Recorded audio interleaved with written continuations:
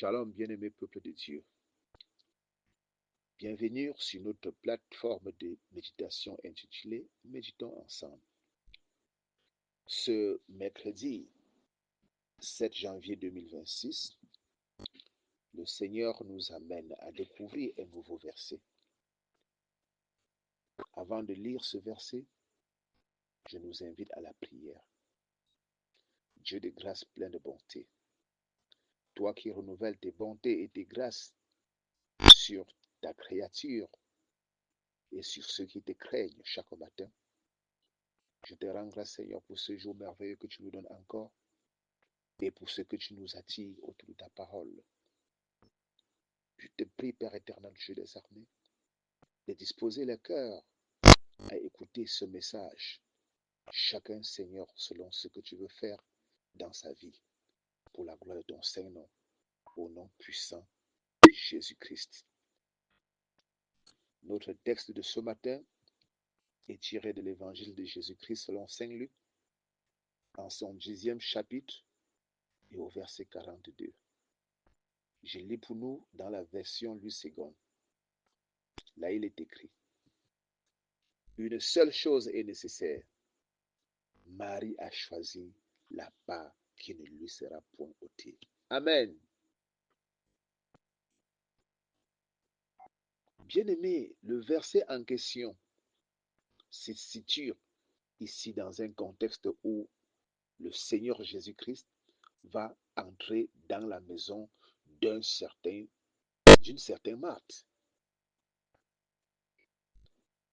Et pendant que cette dernière s'occupe des tâches ménagères, c'est-à-dire préparées pour le Seigneur, elle va se plaindre de ce que sa sœur Marie ne vient pas l'aider.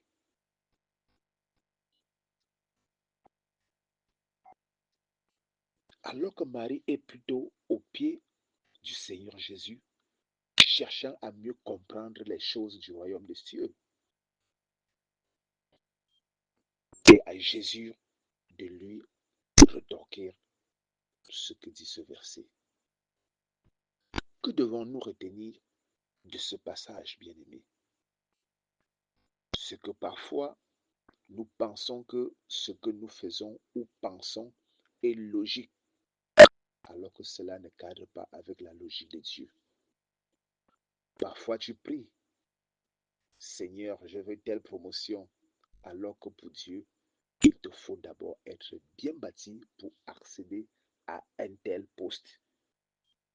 Parce que les collègues que tu rencontreras dans ce service auront une spiritualité élevée qui pourra te renverser si tu es léger spirituellement. Aïe, bien-aimé, ceci peut se faire bien même que tu sois en Christ.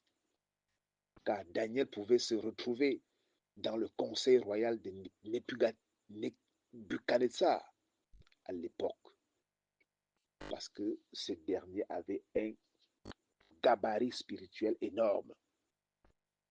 Alors mon frère, ma soeur, laisse-toi d'abord bâtir avant de concourir le monde.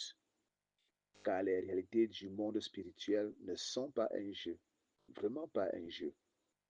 Pour mieux comprendre ce que je viens d'illustrer, tu peux lire le livre des Actes des Apôtres au chapitre 19, autant pour moi, les versets 13 jusqu'à 17. C'est l'histoire des 7 fils de Séva qui avaient voulu usurper des titres pour chasser un démon, par exemple.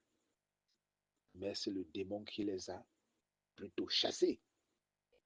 Bien-aimé dans le Seigneur Jésus-Christ, laisse-toi bâtir afin de devenir un géant dans le règne de l'Esprit. Et c'est ainsi que tu pourras opérer à des niveaux plus élevés. Que le Seigneur te donne de comprendre ce message selon ta position au nom de Jésus-Christ. Et surtout, n'oublie pas de t'abonner à notre chaîne, de liker le message et d'en partager pour sauver des vies. Bien-aimés, demeurez bénis Et par la grâce de Dieu, nous nous retrouverons demain pour un nouveau numéro. Amen.